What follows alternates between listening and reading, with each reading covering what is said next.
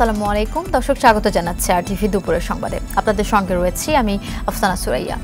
সাবেক প্রধানমন্ত্রীর কার্যালয়ের মুখ্য সচিব ও জাতীয় রাজস্ব বোর্ডের সাবেক চেয়ারম্যান নজিবুর রহমানকে গ্রেফতার করেছে ঢাকা মহানগর গোয়েন্দা পুলিশ। রোববার রাতে ঢাকা থেকে তাকে গ্রেফতার করা হয়। এদিকে গেল রাত ৮টার দিকে রাজধানীর গুলশানের নিজ বাসা থেকে সাবেক পরিবেশ মন্ত্রী সাবের হোসেন চৌধুরীকে গ্রেফতার করে ঢাকা মহানগর গোয়েন্দা পুলিশ। অন্যদিকে অবৈধভাবে ভারতে পালানোর সময় সাবেক ভূমিমন্ত্রী ও খুলনা ৫ আসনের এমপি নারায়ণ চন্দ্র চন্দকে আটক করে বিজেপি।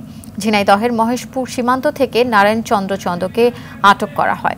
গ্রেপ্তারকৃতদের দুপুরের পর আদালতে তোলা হবে বলে জানা গেছে। তাদের বিরুদ্ধে একাধিক মামলা রয়েছে, তবে কোন মামলায় কাকে গ্রেপ্তার দেখানো হয়েছে তা এখনো জানা যায়নি।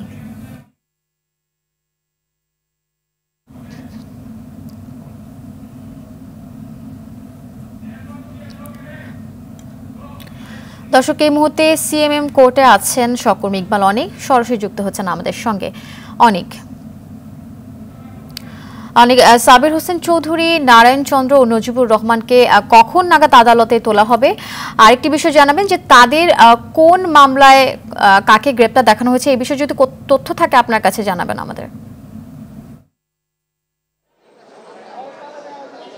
আফসানা, আপনি যেমনটি বলছিলেন যে সাবেক মন্ত্রী সাবের হোসেন চৌধুরী এবং সাবেক এনবিআর এর চেয়ারম্যান, তাকে কিন্তু গতকাল রাতে গ্রেপ্তার করা হয়েছে। তাদেরকে কিন্তু আর অল্প কিছুক্ষণের মধ্যেই কিন্তু আদালতে নিয়ে আসা হবে। আমরা যতটুকু জানতে পেরেছি যে সাবেক যে রাজস্ব কর্মকর্তা রয়েছেন নজিবুর রহমান, তাকে পল্টন থানায় যুবদল নেতা রুবেল হত্যাকাণ্ডের মামলায় গ্রেপ্তার দেখানো হয়েছে এবং সাবেক সিনিয়র সচিব জনপ্রশাসন বিভাগের, তাকেও কিন্তু একই মামলায় গ্রেপ্তার দেখানো হয়েছে। তাদেরকে কিন্তু 10 দিনের রিমান্ড চাইবে পুলিশ। এবং যে সাবের হোসেন চৌধুরী সাবেক মন্ত্রী রয়েছেন, তাকে কিন্তু পল্টন থানার একটি হত্যা মামলায় গ্রেপ্তার দেখানো হয়েছে। তার কিন্তু এই বৈষম্য বিরোধী আন্দোলনের সময় যে রাজধানীতে যে হত্যাকাণ্ডগুলো হয়েছে, সেই হত্যাকাণ্ডের ঘটনায় বিভিন্ন থানায় কিন্তু তার মামলা হয়েছে। সেই মামলাগুলোর প্রেক্ষিতে তাকে কিন্তু এখন পর্যন্ত কোন মামলায় গ্রেপ্তার দেখানো হয়েছে সেটি আমরা কিন্তু সঠিকভাবে নিশ্চিত হতে পারিনি। তবে একটি সূত্র থেকে আমরা জানতে পেরেছি তাকে পল্টন থানার একটি মামলায় গ্রেপ্তার করা হবে এবং খিলগা থানার 4টি মামলায় শোরন অ্যারেস্ট দেখানো হবে। তো এবং এর আগে কিন্তু কোর্টে যে সাবেক এমপি হাজি সেলিমকে কোর্টে নিয়ে আসা হয়েছিল। তাদেরকে চকবাজার থানার একটি মামলায় গ্রেপ্তার দেখিয়ে কারাগারে প্রেরণ করা হয়েছে এবং 47 কাউন্সিলর হাসিবুর রহমান মানিককেও কিন্তু একই মামলায় গ্রেপ্তার দেখিয়ে কারাগারে প্রেরণ করা হয়েছিল। এবং যাত্রাবাড়ি থানার একটি হত্যা মামলায় সাবেক ওসি আবুল হাসান এবং সাবেক ওসি মাজহারুল ইসলামকেও কিন্তু আপনার হত্যা মামলায় গ্রেপ্তার দেখিয়ে কারাগারে প্রেরণ করা হয়েছে। তো এই মুহূর্তে আমরা কিন্তু সিএমএম কোর্টে রয়েছি। তো কিছুক্ষণের মধ্যেই হয়তোবা সাবের হোসেন চৌধুরী এবং সাবেক যে এনবিআর চেয়ারম্যান রয়েছেন নজিবুর রহমান খান সহ যে সিনিয়র সচিব সিনিয়র সচিব রয়েছেন, তাকে কিন্তু আদালতে নিয়ে আসা হবে। নিয়ে এসে যে অন্যান্য যে আসামি মামলায় গ্রেপ্তার হওয়া আসামিরা ছিলেন, যে প্রক্রিয়ায় 10 দিনের রিমান্ড চাওয়া হয়েছিল, তাদেরও কিন্তু 10 দিনের রিমান্ড চাইবে পুলিশ। এই ছিল আমার কাছে সিএমএম কোর্ট থেকে সবশেষ অবস্থা। অসংখ্য ধন্যবাদ আপনাকে। সামিট গ্রুপের চেয়ারম্যান মোহাম্মদ আজিজ খান সহ তার পরিবারের 11 সদস্যের ব্যাংক হিসাব 30 দিনের জন্য জব্দ করা হয়েছে। রোববার দেশের কেন্দ্রীয় আর্থিক গোয়েন্দা সংস্থা Bangladesh financial intelligence unit BFIU থেকে সব ব্যাংক ও আর্থিক প্রতিষ্ঠানের কাছে এ সংক্রান্ত চিঠি পাঠানো হয়। এই তালিকায় সামিট গ্রুপের চেয়ারম্যান মোহাম্মদ আজিজ খান ছাড়া পরিবারের অন্য সদস্যরা হলেন স্ত্রী আঞ্জুমান আজিজ খান, 3 মেয়ে ও আজিজ খানের 4 ভাই। BFIU এর চিঠিতে বলা হয়েছে এই 11 জনের নামে একক মালিকানাধীন কোনো প্রতিষ্ঠান থাকলে তার ব্যাংক হিসাবও 1 মাসের জন্য জব্দ করতে হবে।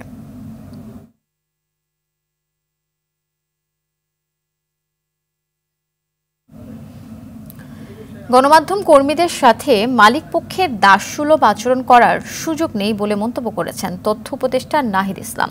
দুপুরে প্রেস ক্লাবের সংবাদ মাধ্যমের সংস্কার শীর্ষক মুক্ত আলোচনায় তিনি কথা বলেন। জুলাই বিপ্লবে গণমাধ্যমের ভূমিকা নিবিড়ভাবে পর্যালোচনা করা উচিত বলে মন্তব্য করেন তথ্য উপদেষ্টা।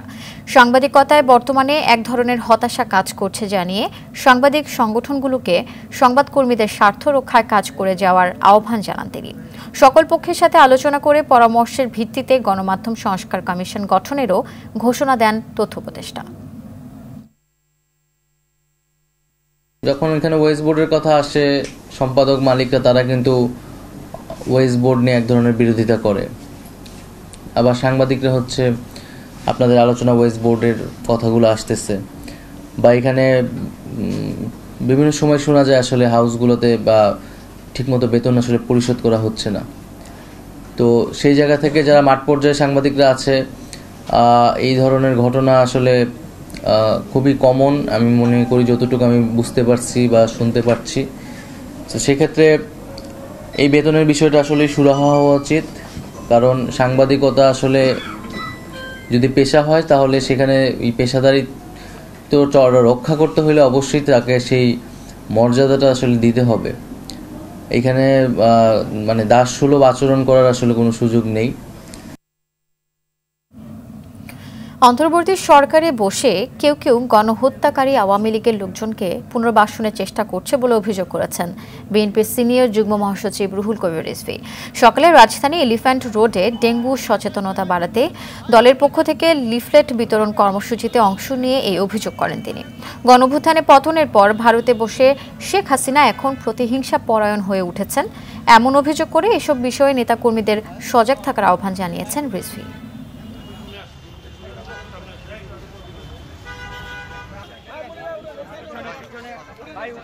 অন্তর্বর্তীকালীন সরকার তাদেরকে পুনর্বাসন করছে, যারা জনগণের সাথে বিশ্বাসঘাতকতা করেছে, যারা শহীদের লাশকে আজকে অপবিত্র করছে, যাদের আত্মদান এবং রক্তকে যারা বৃদ্ধাঙ্গুলি দেখাচ্ছে। এই অন্তর্বর্তীকালীন সরকারের প্রধান, আমরা যাদেরকে শ্রদ্ধা করি, যাকে শ্রদ্ধা করি, ডক্টর মোহাম্মদ ইউনূস সাহেব, তাকে তো এই বিষয়গুলি দেখতে হবে। তার প্রতি জনগণের যে আস্থা, সেই আস্থার যাতে ফলপ্রসূ হয় সেটা তো তাকে দেখতে হবে। ভারত থেকে আসা পাহাড়ি ঢলে সৃষ্ট দেশের উত্তর পূর্বাঞ্চলের বন্যায় এ পর্যন্ত ৮ জনের মৃত্যুর খবর পাওয়া গেছে। শেরপুরে নালিতাবাড়ি এলাকায় বন্যা পরিস্থিতির কিছুটা উন্নতি হলেও ভাটিতে সদর নকলা উপজেলায় নতুন নতুন এলাকা প্লাবিত হয়েছে। এদিকে ময়মনসিংহে ধোবাউড়া ও হালুয়াঘাট উপজেলার বিভিন্ন এলাকা এখনও পানিতে নিমজ্জিত রয়েছে। ফলে এসব এলাকার অন্তত ৩.৫ লাখ মানুষ পানিবন্দী হয়ে আছে। বন্যা কবলিত এলাকায় ত্রাণ সরবরাহ করা হলেও তা প্রয়োজনের তুলনায় অপ্রতুল বলে জানিয়েছে স্থানীয়রা।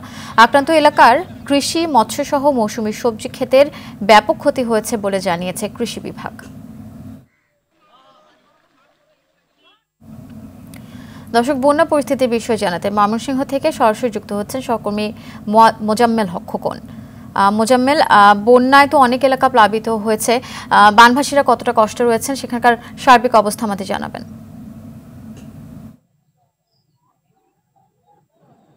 আফসানা, আপনাকে ধন্যবাদ।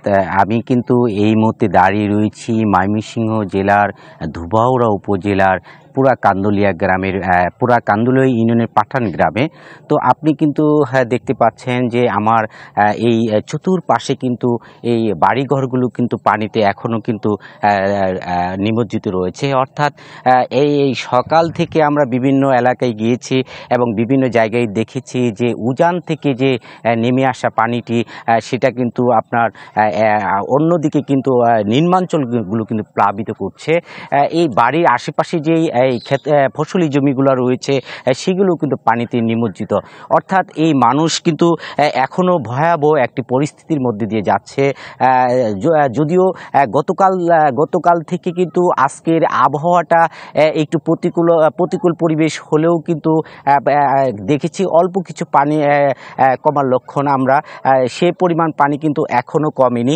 এছাড়া কিন্তু যদি আপনাকে বলি যে ত্রাণের বিষয়টি, সার্বিক বিষয় যদি বলতে চাই, ত্রাণের বিষয়টি এখন পর্যন্ত কিন্তু মানুষের কাছে ত্রাণের সেই বিষয় ত্রাণ কিন্তু পৌঁছায় দিই। তারা যেমনটি বলছেন যে পর্যাপ্ত পরিমাণ ত্রাণের যে তাদের অভাব সেটা কিন্তু তারা অনুভব করছেন। যদিও আমাদেরকে ময়মনসিংহ জেলা ত্রাণ ও পুনর্বাসন কর্মকর্তা তিনি আমাদেরকে জানিয়েছেন এই পর্যন্ত হালুয়াঘাট এবং ধুবাউড়া এই দুইটি উপজেলায় এই পর্যন্ত কিন্তু আপনার 63 মেট্রিক টন চাল তারা বরাদ্দ দিয়েছেন এবং নগদ অর্থ কিন্তু 7 লক্ষ টাকার মতো নগদ অর্থ দিয়েছেন। যদিও এই অর্থ এবং এই ত্রাণ কিন্তু অপ্রতুল, মানে এই তাদের যে দুর্ভোগ সেই দুর্ভোগের তুলনায় কিন্তু সেই ত্রাণটি কিন্তু খুব যথেষ্ট নয় বলে মনে করছেন যারা এই বানভাসী মানুষ রয়েছেন। অসংখ্য ধন্যবাদ আপনাকে। পরিবেশ, বন ও জলবায়ু পরিবর্তন মন্ত্রণালয় এবং পানি সম্পদ মন্ত্রণালয়ের উপদেষ্টা সৈয়দা রিজওয়ানা হাসান বলেছেন, ঢাকাকে বাসযোগ্য করতে নির্দিষ্ট কর্মপরিকল্পনা দরকার। ঢাকার জন্য একটি নগর দর্শন তৈরি করা জরুরি। শুধু মেগা প্রজেক্ট করলেই হবে না, সবুজায়ন বাড়াতে হবে। সকালে রাজধানীর রাজুক অডিটোরিয়ামে বিশ্ব বসতি দিবস উপলক্ষে আয়োজিত আলোচনায় তিনি একথা বলেন। অনুষ্ঠানে গৃহায়ন এবং গণপূর্ত এবং শিল্প মন্ত্রণালয়ের উপদেষ্টা আদিলুর রহমান খান বলেন, ব্যাপক সংস্কারের কথা বলা হচ্ছে, যেটুকু সময় পাবেন সংস্কারটা শুরু করে দিয়ে যাবেন।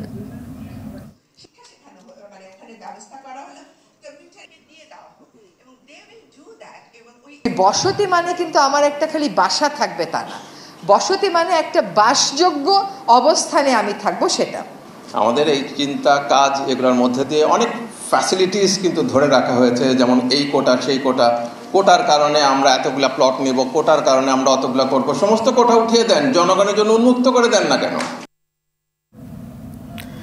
দুর্গাপূজায় জঙ্গি হামলার শঙ্কা নেই, তবে নাশকতা সহ যে কোনো অপ্রীতিকর ঘটনা এড়াতে সতর্ক অবস্থানে রয়েছে আইনশৃঙ্খলা রক্ষাকারী বাহিনী।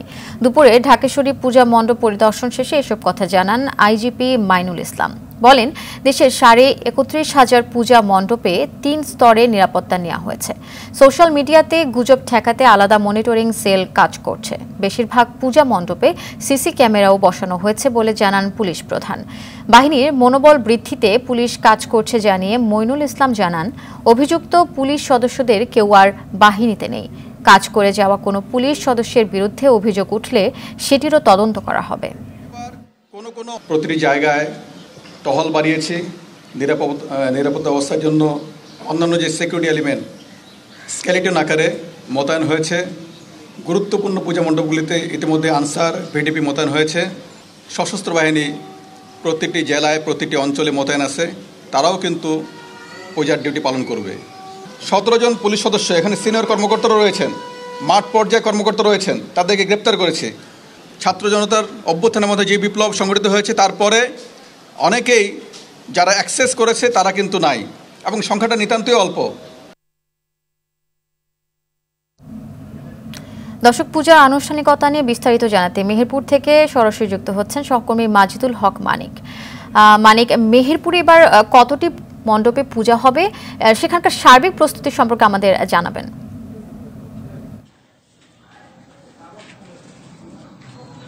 জি, আমরা যে সার্বিক প্রস্তুতির যে বিষয়টা দেখেছি, যে পূজা মণ্ডপের যে প্রতিমা যে নির্মাণের যে কাজ, গড়ার যে কাজ, সেই কাজটা কিন্তু শেষ হয়েছে। রঙের কাজও প্রায় শেষ হয়েছে। এখন কিন্তু মূলত চলছে যে পূজা মণ্ডপগুলো বা বিভিন্ন মন্দিরের সামনে বা আশেপাশে বা ভিতরে যে সাজসজ্জার যে কাজগুলো মূলত হয়, সেইগুলোই এখন কিন্তু চলমান রয়েছে। আমরা বিভিন্ন গ্রামে এবং শহরের যে পূজা মণ্ডপগুলো আছে বা স্থায়ী যে মন্দিরগুলো আছে, সেখানে যে দুর্গাপূজার যে সাজ, যে ডেকোরেশন, লাইটিং, এই কাজগুলো কিন্তু আমরা এখন দেখছি যে তারা পুরোদমে করছে। আমরা সকালে কয়েকজনের সাথে কথা বলেছিলাম, যারা যে পূজার সার্বিক বিষয় নিয়ে যারা কাজ করছেন, যারা মনিটরিং করছেন, তারা বলেছেন যে বুধবার থেকে যেহেতু পূজার আনুষ্ঠানিকতা শুরু হবে, সেহেতু সময় কিন্তু আর মাঝে মাত্র একদিন। তো সেই কারণে তারা এখন পুরোদমে কাজ করে যে পূজা শুরুর আগেই তারা যে তাদের যে নান্দনিক যে সাজসজ্জায় তারা এখানে সাজিয়ে তোলেন, তাদের ফুটিয়ে তোলেন তাদের মন্দির এবং যে মূর্তিগুলো, সেই বিষয়টা কিন্তু নিয়ে তারা মূলত বেশি ব্যস্ত আছেন এবং তারা আশা করছেন যে এবার তারা খুব মানে বুধবারের আগেই তারা তাদের প্রয়োজনীয় সাজসজ্জা এবং অন্যান্য কাজ তারা সেরে নিতে পারবেন। এছাড়াও আর অন্যান্য সাজসজ্জার মধ্যে আমরা যেটা দেখেছি যে হিন্দু ধর্মের মানুষের মধ্যে কিন্তু যে দুর্গা উৎসব তাদের ধর্মীয় সবচেয়ে বড় উৎসব, সেই উৎসব তারা উদযাপনের জন্য তাদেরও কিন্তু অনেক ব্যস্ততা বেড়েছে এবং তাদের যে পোশাক বা খাবার দাবার। মানিক, অসংখ্য ধন্যবাদ আপনাকে। বাংলাদেশ প্রকৌশল বিশ্ববিদ্যালয়ের মেধাবী শিক্ষার্থী আবরার ফাহাদের পঞ্চম মৃত্যুবার্ষিকী আজ। 2019 সালের 6 অক্টোবর দিবাগত রাতে বুয়েটের শেরে বাংলা হলে ছাত্রলীগের কর্মীরা নির্মম নির্যাতন চালিয়ে আবরার ফাহাদকে হত্যা করে। বুয়েটের 17তম ব্যাচের ইলেকট্রিক অ্যান্ড ইলেকট্রনিক ইঞ্জিনিয়ারিংয়ের ছাত্র ছিলেন আবরার।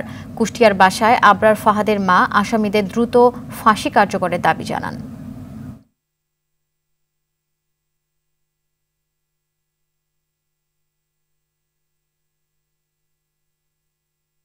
আবরারের মৃত্যুর 5 বছর পূর্ণ হয়ে গেছে।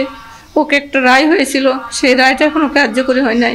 এখন যদি এই রায় কার্যকরী করতে হয়, আর যে 3 জন পলাতক তাদেরকে ধরে, আমি চাই এদেরকে দ্রুত সময়ের মধ্যে যেন ধরা হয় এবং আইনের আওতায় এনে এদেরও যেন রায় কার্যকরী করা হয়।